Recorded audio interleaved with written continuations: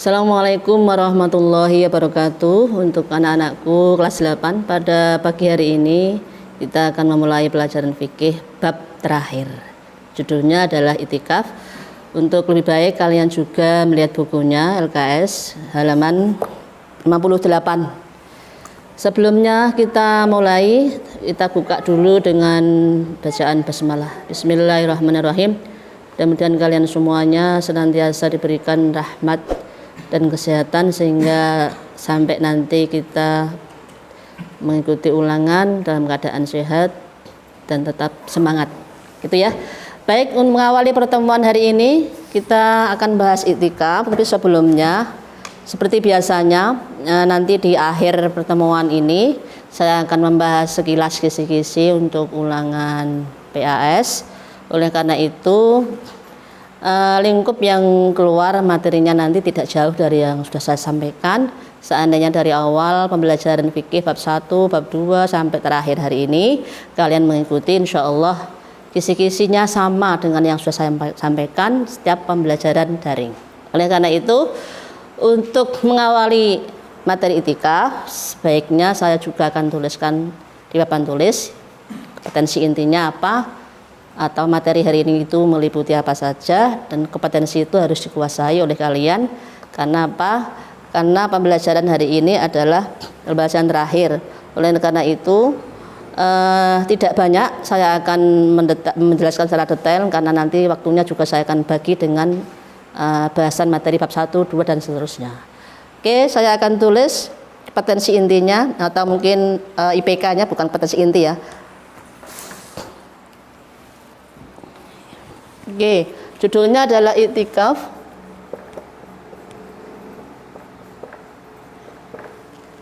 Oke, IPK-nya 1. Pengertian. 2 hukum. 3 dalil.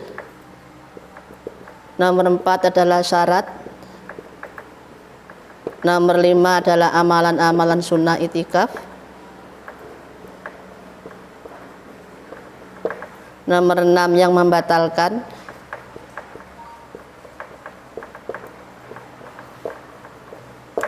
Yang membatalkan iktikaf. Nomor 7 adalah hikmah.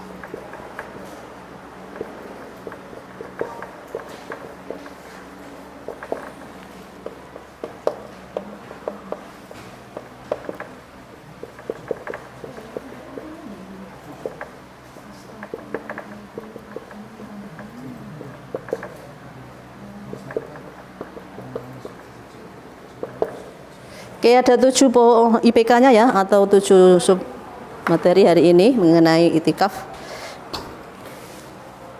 Oke, dari 7 IPK itu nanti ada beberapa soal yang saya nanti akan keluarkan di PAS. Artinya tidak 7 itu semua keluar, tapi hanya beberapa sub saja. Karena ini untuk mewakili bab yang terakhir saja, tidak semua materi yang di IPK ini saya keluarkan. Itu ya. Baik, kita akan kupas satu-satu dari mulai IPK yang nomor 1, yaitu pengertian iktikaf. Iktikaf itu dari bahasa Arab, dari kata iktikafah ya'takifu iktikafan. Artinya berdiam diri. Apakah orang yang berdiam diri itu selalu diartikan bahwa orang itu iktikaf? Tidak. Karena iktikaf itu berdiam dirinya bukan untuk melakukan suatu hal yang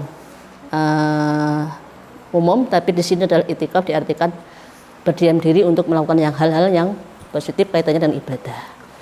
Jadi seandainya Bu Yani di ruangan tertentu kok berdiam diri, apakah itu disebut iktikaf? Lalu bagaimana iktikaf itu pengertiannya? Tadi dikatakan iktikaf secara bahasa adalah dari kata iktikaf wa ya'takifu iktikafan, artinya berdiam diri. Di sini dimaksudkan bahwa iktikaf itu adalah artinya berdiam diri di dalam masjid dengan syarat tertentu untuk mendekatkan diri kepada Allah. Itu iktikaf. Jadi kalau orang berdiam diri tapi tidak melakukan sesuatu yang positif dalam artian mendekatkan diri kepada Allah, maka bukan berarti diartikan iktikaf. Karena iktikaf di sini adalah pengertiannya khusus bagi orang-orang yang melakukan ibadah, dan tempatnya juga khusus, tidak di sembarang tempat. Itu i'tikaf. Itu ya. Saya ulang, i'tikaf secara bahasa adalah berdiam diri dalam masjid dengan syarat-syarat tertentu. Jadi orang di masjid itu kalau mau i'tikaf syaratnya harus terpenuhi. Jadi tidak semua orang bisa melakukan i'tikaf, harus ada syarat-syaratnya. Kita nanti akan bahas syarat-syaratnya setelah dalil dan hukum. Syaratnya apa saja nanti kita bahas. Dan untuk apa kita i'tikaf di masjid itu? Ya intinya adalah untuk mendekatkan diri kepada Allah. Itu adalah intinya. Oke ya, saya tekankan lagi. Nomor 1, pengertian. Pengertian di sini meliputi 2. Pengertian dari secara bahasa dari kata i'tikafa, ya'takifu, i'tikafan, artinya berdiam diri. Sekarang pengertian yang lebih luas lagi, apa itu i'tikaf secara istilah atau secara terminologi. I'tikaf adalah berdiam diri di dalam masjid dengan syarat tertentu dengan niat untuk beribadah kepada Allah. Itu baru i'tikaf. Yang kedua, hukum daripada i'tikaf. IPK yang nomor 2 adalah mengenai hukum. Jadi orang i'tikaf di masjid untuk beribadah itu hukumnya apa? Sunnah. Sunnah berarti orang yang melakukan i'tikaf mendapat pahala. Tapi kalau tidak i'tikaf berarti tidak berdosa dan tidak apa-apa. Itu ya, itu sunnah. Yang ketiga adalah IPK-nya dalil. Ada enggak dalil naklinya yang mengenai diperintahkan i'tikaf? Di sini menggunakan dalil hadis, yaitu disebutkan dari An Aisyah radhiyallahu anha qalat anna Nabiyya sallallahu alaihi wasallam, bahwasanya di situ diterangkan dari Aisyah Rasulullah sallallahu alaihi wasallam itu selalu ya'takifu i'tikaf. Nabi selalu i'tikaf. Di sini dalam hadis diterangkan apakah i'tikaf itu di setiap waktu ataukah bulan tertentu ataukah hari tertentu. Di sini Nabi telah melakukan i'tikaf di situ adalah al-asyrul awakhir min Ramadan, di 10 hari terakhir bulan Ramadan. Nanti ada pertanyaan. Berdasarkan dalil hadis tersebut, kapan Nabi melakukan i'tikaf? Nabi melakukan i'tikaf adalah di 10 hari terakhir bulan Ramadan. Berarti pada bulan Ramadan, kalau Ramadannya jumlahnya sebulan itu 30 hari, berarti mulai tanggal 21 ke sana, 21, 22, 23, itu namanya 10 hari terakhir pada bulan Ramadan. Itu ya. Terus lainnya adalah hatta tawaffahullah, sampai Nabi itu meninggal atau wafat.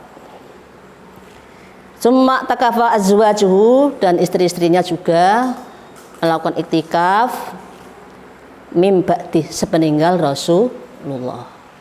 Saya ulang, dalil ini menunjukkan kita umat Islam diperintahkan untuk melakukan i'tikaf di 10 hari terakhir pada bulan Ramadan. Penekannya di sini adalah 10 hari yang terakhir pada bulan Ramadan. Nanti kalau ditanya dalil di atas menjelaskan Nabi melakukan i'tikaf kapan. Nah, jawabannya adalah di 10 hari pada 10 hari terakhir bulan Ramadan. Mulai tadi mulai tanggal 21, 22, 23, 24, 25, itu namanya 10 hari terakhir bulan Ramadan. Itu ya. Kalau sekarang pertanyaannya, kalau zaman Nabi memang istri itu selalu di rumah beribadahnya. Berarti Nabi, istri-istri Nabi itu dulu beriktikaf apakah di rumah atau di masjid? Ini pertanyaannya.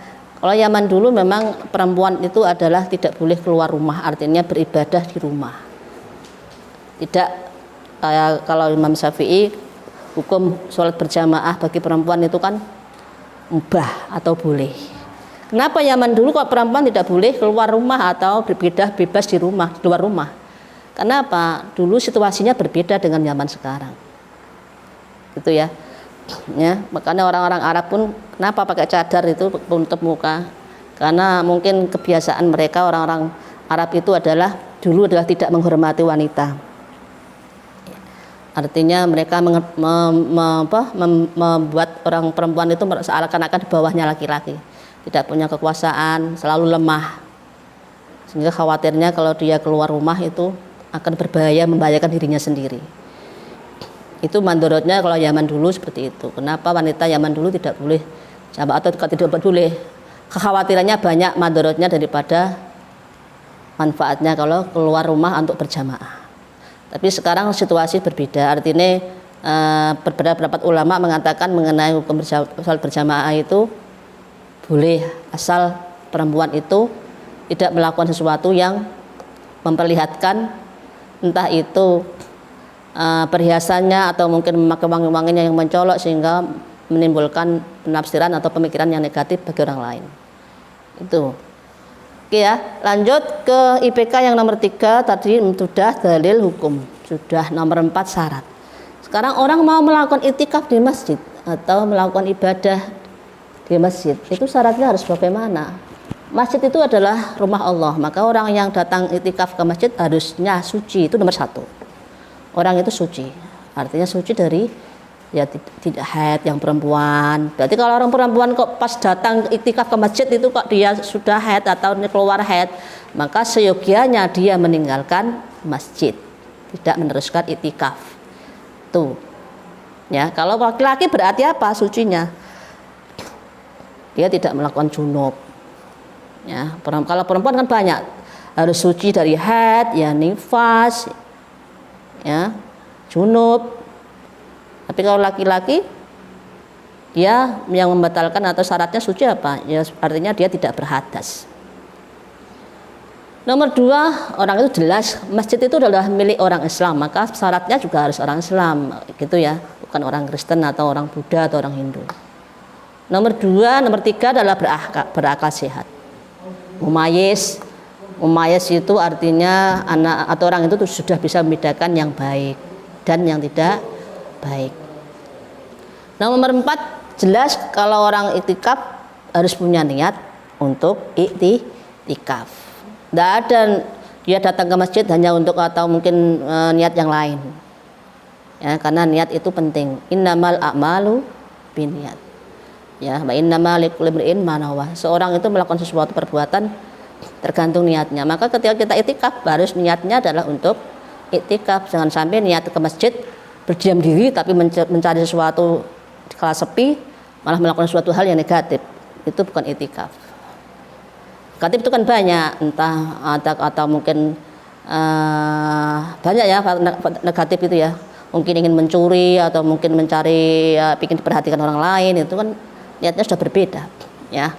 Jadi orang itu akan mendapatkan sesuatu sesuai dengan amal perbuatannya, dan amal itu tergantung niatnya. Kalau niatnya baik, insya Allah apa yang dia minta akan dikabulkan, dan jika dia minta maaf atau mohon maaf atau mohon ampun kepada Allah, insya Allah akan mengampuninya.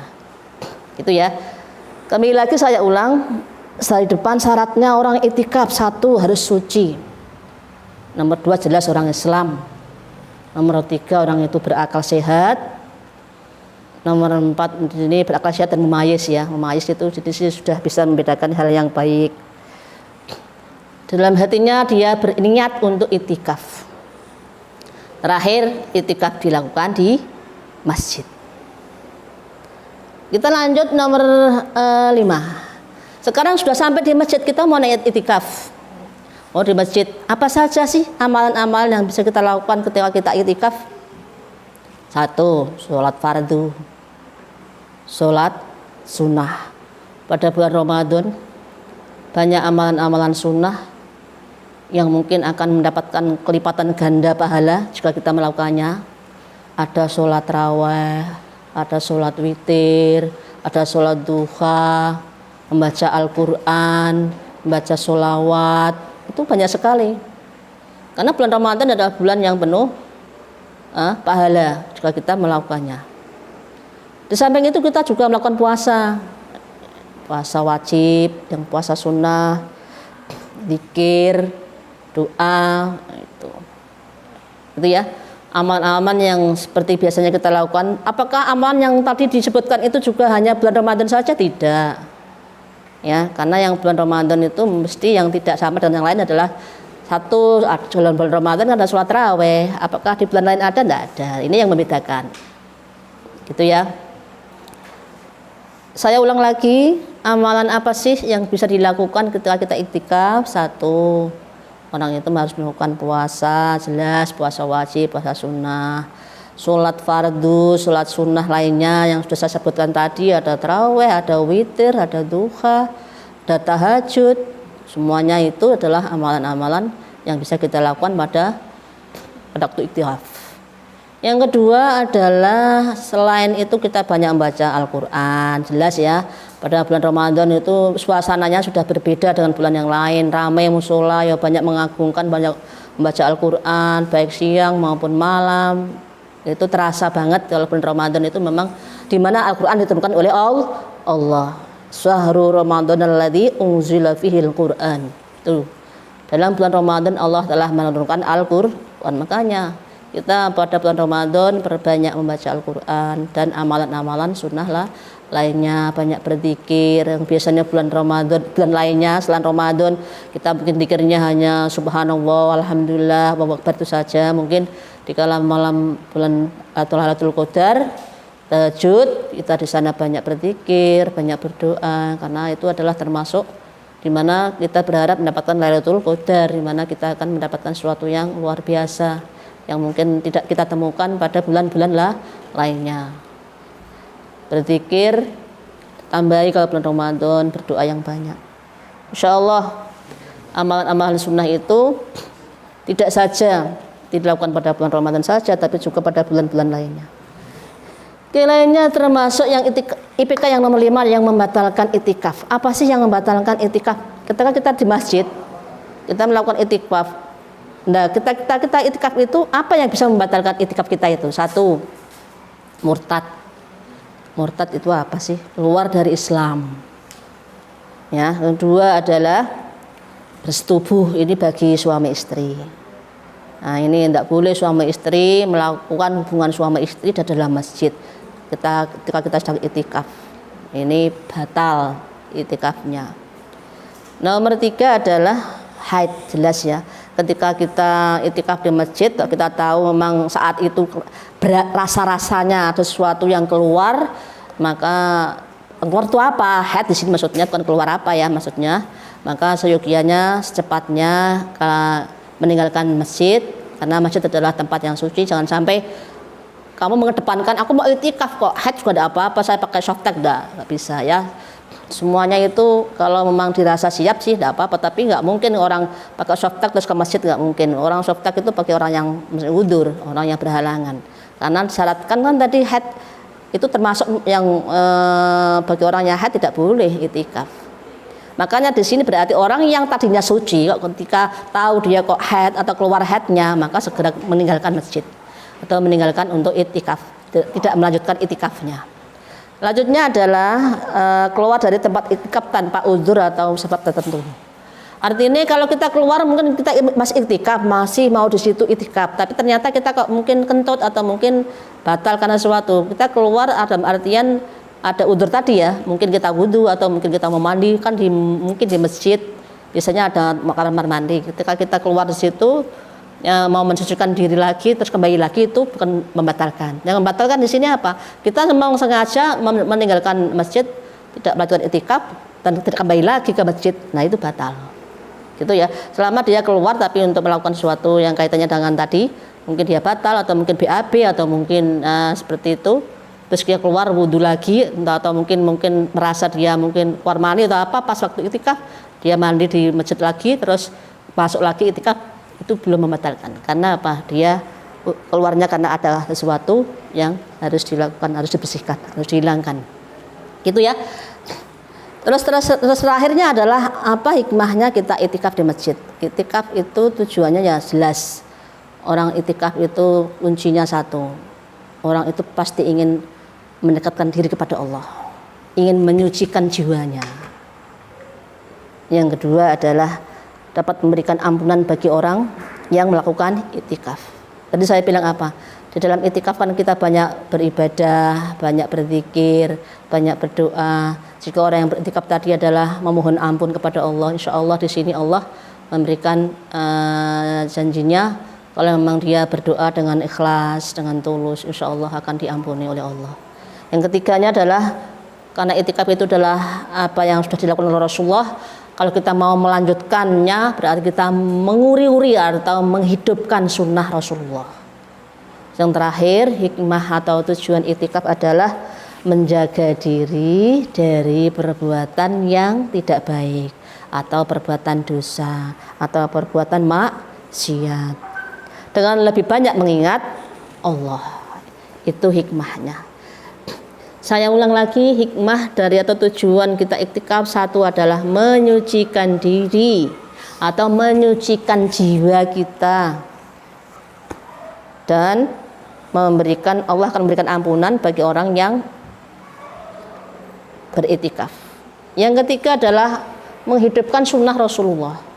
Yang keempat, menjaga diri supaya kita tidak melakukan amalan atau perbuatan yang dosa atau maksiat, dan kita lebih mendekatkan diri kepada Allah atau melakukan suatu hal yang positif. Itu adalah materi iktikaf dari IPK 1 sampai 7 sudah saya sampaikan sekilas. Untuk seterusnya ini kita akan bahas materi mulai depan sampaian hari bab terakhir. Yang kemarin itu pertemuan yang ke-8 mungkin. Tuh, kita akan bahas di depan. Oke, dibuka lagi dari depan materinya mengenai sujud. Nah, sujud ada 3. Sujud sahwi, sujud tilawah, sujud syukur. Perhatikan. 3 sujud ini, perhatikan. Sujud sahwi dilakukan berarti orang itu dalam keadaan suci. Sujud tilawah, sujud yang dilakukan berarti orang itu dalam keadaan suci. Yang kedua, yang terakhir ini sujud syukur. Sujud syukur itu di sini sebagian ulama boleh orang itu melakukan sujud syukur tanpa harus bersuci. Kemarin sudah saya bahas. Contoh, pemain sepak bola. Pemain sepak bola ketika berhasil mengegulkan, ini mungkin ada sebagian pemain yang memang hatinya atau imannya bagus, dia langsung melakukan sujud syukur. Sekarang pertanyaannya, syarat sujud syukur di situ kan harusnya menutup aurat. Apakah pemain sepak bola itu memakai celana panjang? Tidak kan? Celananya kan pendek. Yang kedua, apakah dia dalam keadaan punya wudhu? Belum tentu. Boleh tidak dia melakukan sujud syukur? Boleh. Ini sebagian ulama mengatakan sujud syukur boleh dalam keadaan tidak suci. Seandainya contoh yang lain, kita dalam waktu itu adalah kita kena bencana, contoh atau longsor atau mungkin gempa. Saat kita itu berlari menyelamatkan diri, padahal saat itu belum punya wudhu. Ketika kita berada dalam keadaan selamat atau posisi kita adalah terhindar dari bencana itu, maka kita melakukan sujud syukur. Apakah kita harus mencari wudhu dulu atau mencari air untuk wudhu baru sujud syukur? Nah, berarti saat itu kita boleh melakukan sujud syukur. Ini kondisional. Karena apa? Sujud syukur itu adalah di sini adalah untuk dilakukan karena terhindar dari segala bencana dan mendapat kenikmatan. Contoh satu kenikmatan. Kita mengikuti pertandingan entah olimpiade atau pertandingan apa saja, kita diumumkan waktu itu adalah kita juara nomor 1. Begitu senangnya perasaan kita melakukan sujud syukur. Apakah saat itu kita harus ke kamar mandi wudhu dulu? Tidak. Boleh tidak kita sujud syukur? Boleh. Itu contohnya. Tapi yang sujud 2, sujud sahwi sama sujud tilawah ini orang itu harus suci. Karena sujud sahwi jelas dalam sholat. Sujud tilawah itu adalah ketika kita sedang sholat maupun sedang di luar sholat, berarti membaca Al-Quran, maka orang itu harus suci. Kecuali sujud syukur tadi. Sekalipun disyaratkan sujud syukur itu adalah dalam keadaan suci, tapi seandainya tidak dalam keadaan suci pun boleh. Ya, sujud syukur adalah sujud syukur, sujud sahwi, sujud tilawah. Satu persatu. Sujud sahwi adalah sujud karena lupa. Lupa dalam sholatnya itu apakah lupa karena rokaatnya, apa jumlahnya atau bacaannya. Sekarang pertanyaannya saya ingatkan kembali. Saya tekankan lagi, kalau pas sholat kok dia ingat bahwa dia itu jumlahnya kok kayak kurang ya, dia ingatnya sebelum salam, maka sujud sahwinya dilakukan sebelum salam. Tapi ketika dia kok ingatnya setelah salam, maka dilakukan setelah salam. Paham ya? Ini. Nah, tapi ketika kita makmum dan makmum mengingatkan, nah itu Tapi biasanya kalau kita itu lupa ketika sholat sendirian, nggak ada yang mengingatkan, nah itu. Ya, kalau kita makmum pasti ada yang mengingatkan. Tapi kalau kita sendirian biasanya itu kalau ingatnya kok pas sholat, aku ini jumlahnya piro ya, ini ya sholatku ya, kok 34 ya. Nah ketika ingat tapi kamu belum salam ya, dilakukannya sujud sahwinya sebelum salam. Tapi ketika kamu salam terus ada yang lihat kamu belum kurang atau belum lengkap, kamu sholatnya masih kurang loh, kurang 1 tadi kamu sholatnya. Kalau kamu ditegur seperti itu berarti kamu sujud sahwi. Atau mungkin kalau kurang jumlahnya berarti kamu menambah lagi 1 rakaat. Contoh, saya tadi makmum yang ketinggalan. Saya tadi masuk sholat maghrib itu rakaat kedua baru ikut, berarti kurang 1.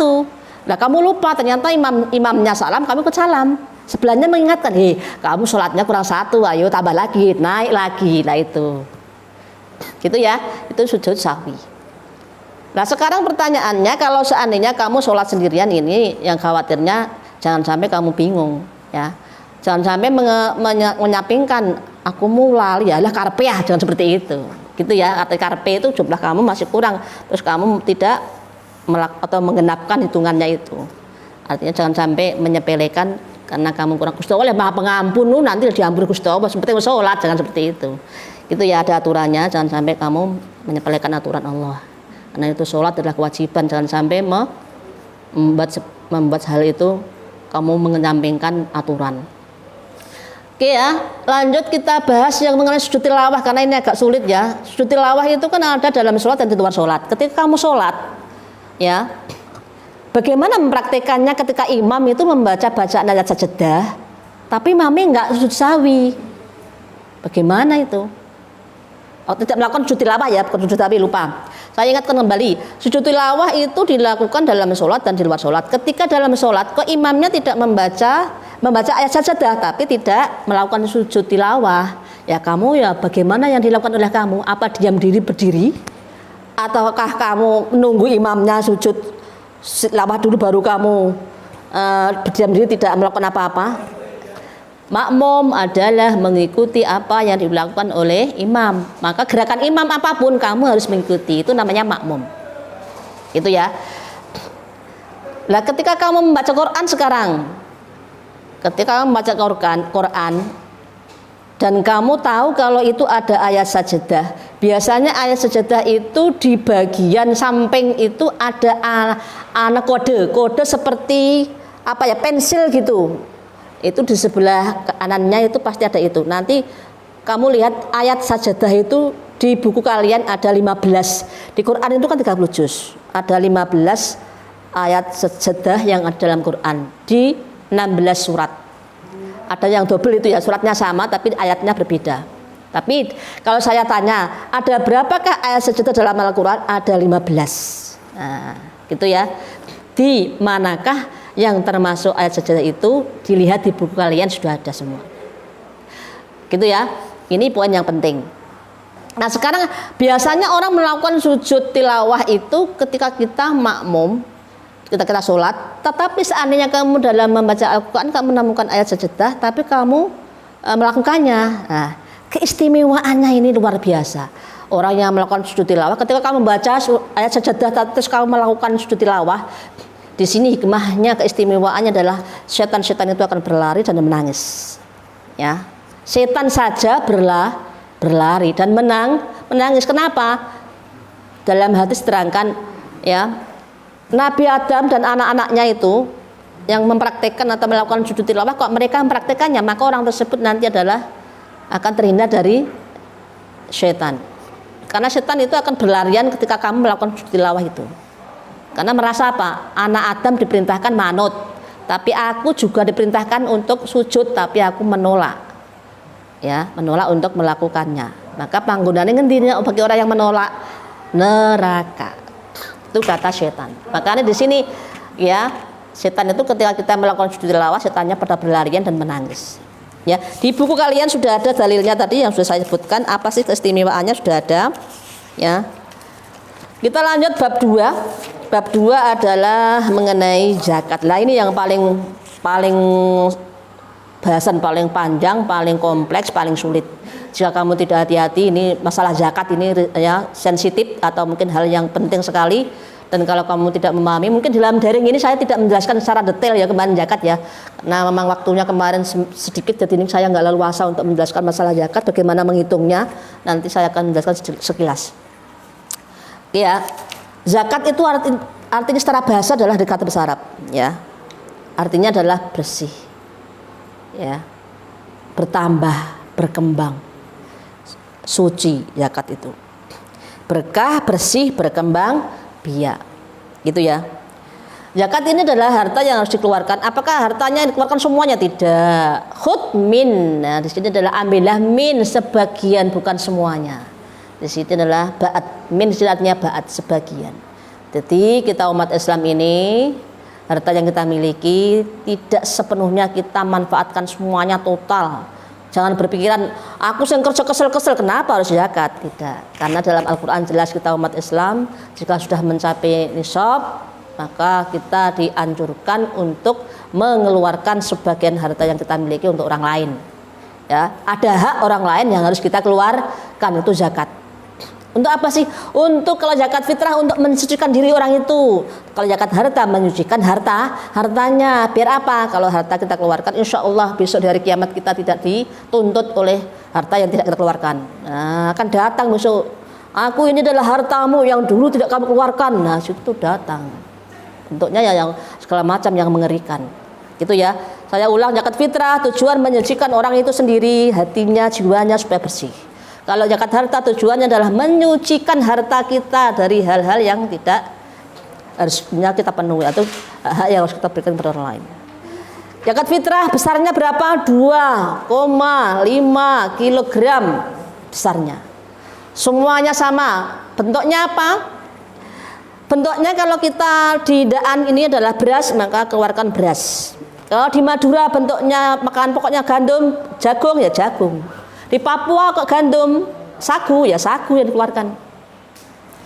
Yang jelas bentuknya adalah bahan makanan pokok. Gitu ya. Sekarang bedanya kalau zakat fitrah, siapa yang diberi? Fakir dan miskin, just two, hanya 2. Zakat fitrah hanya fakir, miskin. Sekarang kalau kamu pas bulan Ramadan mau memberikan zakat, caranya bagaimana membagi zakat itu? Langsung ke masjid boleh. Langsung ke rumahnya orang yang diberi juga boleh.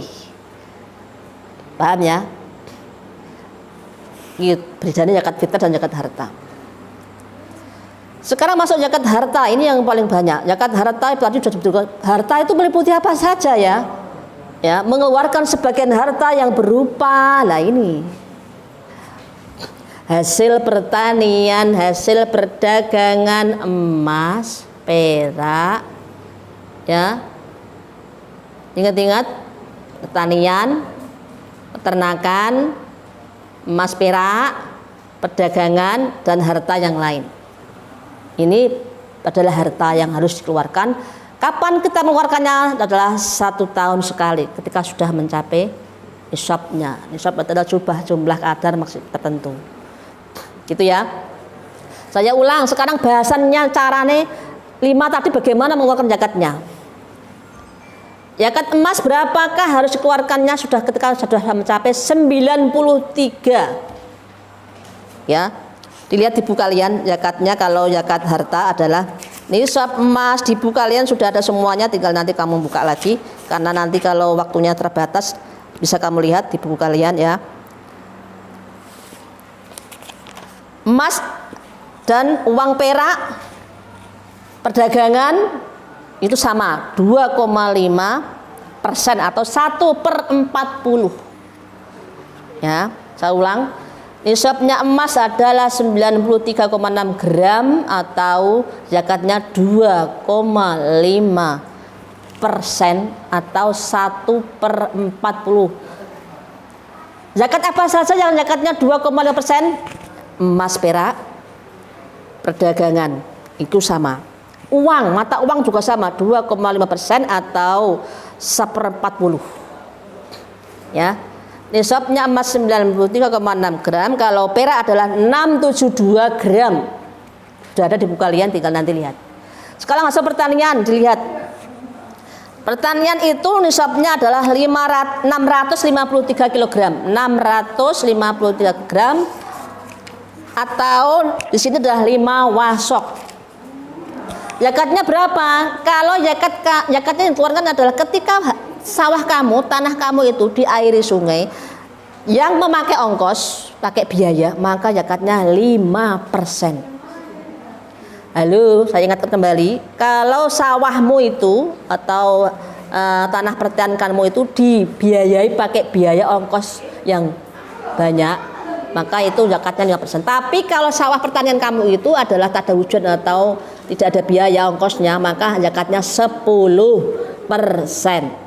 Saya ulang, jika pakai ongkos zakatnya 5%, tapi kalau tidak ada ongkos maka 10%. Zakat hasil pertanian. Sekarang zakat pertanian, peternakan sekarang. Peternakan ada kambing, ada onta, ada sapi.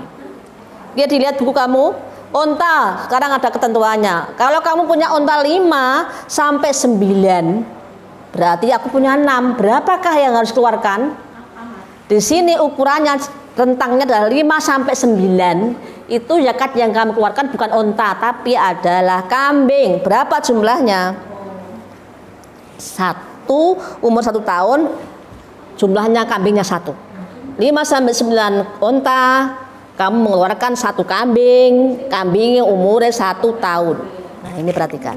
Sekarang 10 sampai 14, maka mengeluarkan 2 kambing. 15 sampai 19 maka adalah 3 kambing. 20 sampai 24 itu adalah 4 kambing. Nah, baru 25 sampai 35 ekor onta baru ngetokno 1. Itu kalau onta. Sekarang kalau kambing itu adalah ketika kamu mempunyai 40 baru 1 mengeluarkannya. Ketika kamu mempunyai 45 juga 1 ekor kambing. Ketika kamu mempunyai 50 1 ekor kambing. Rentangnya ketika kamu mengeluarkan zakat kambing 1 itu adalah rentangnya ketika kamu punya kambing 40 sampai 120 itu baru mengeluarkan 1. Bu, berarti kalau saya punya 110 berarti berapa, Bu? Ya 1 stok. Nah, yang kedua, ketika kamu punya 121, hitungan tambah 100 lagi sampai 200 baru 2 kambing. 201 sampai 300 baru 3, seperti itu, kelipatan 100. Gitu ya kalau kambing. Karena kalau sapi atau kerbau, kamu punya kerbau di sini dalam 40 ekor baru ketokno 1. Ya. 30 sampai 39 batasannya. 30 sampai 39 itu baru 1 ekor kerbau.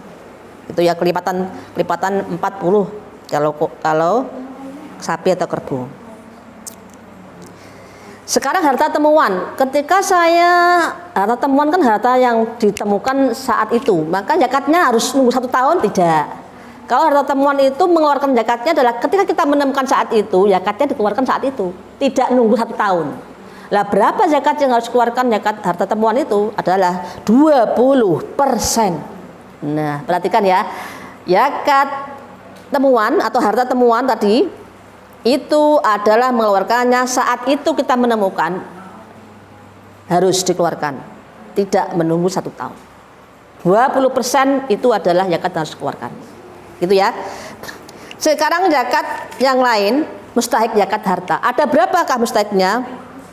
8. Di buku kalian ada 1 dulu, fakir, miskin, amil, mu'alaf, gharim, riqab, sabilillah, fisabilillah.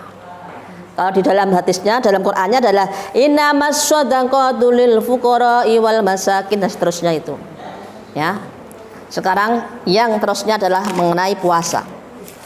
Puasa sekarang ada puasa wajib, ada puasa sunnah, ada puasa nadar. Puasa wajib dulu satu-satu. Puasa wajib adalah di sini adalah puasa yang diwajibkan bagi umat Islam. Iya. Untuk puasa ini sekilas saja, puasa wajib itu banyak sekali, ya.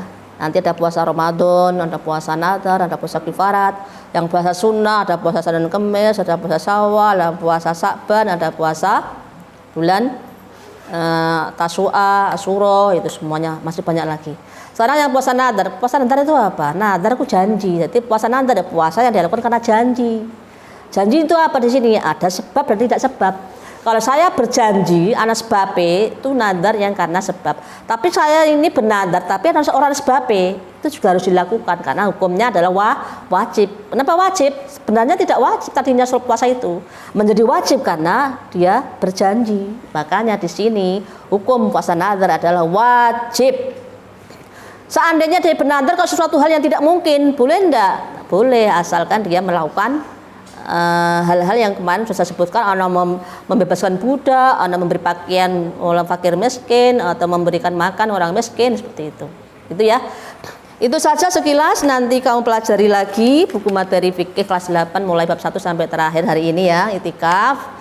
Kisi-kisinya ya sekilas itu yang sudah saya sampaikan. Seandainya kamu mendengarkan dari awal sampai hari ini, insya Allah kamu bisa mengerjakan materi PAS dengan baik. Pesan saya, belajar terus, bersemangat, jangan putus asa, jangan sia-siakan waktunya. Ya, selamat untuk melakukan ujian, dan mudah-mudahan kalian selalu dilindungi oleh Allah dalam keadaan sehat walafiat sampai nanti. Ya, sampai bertemu lagi di materi atau ujian mendatang. Mudah-mudahan kita senantiasa dilindungi oleh Allah SWT. Amin ya rabbal alamin.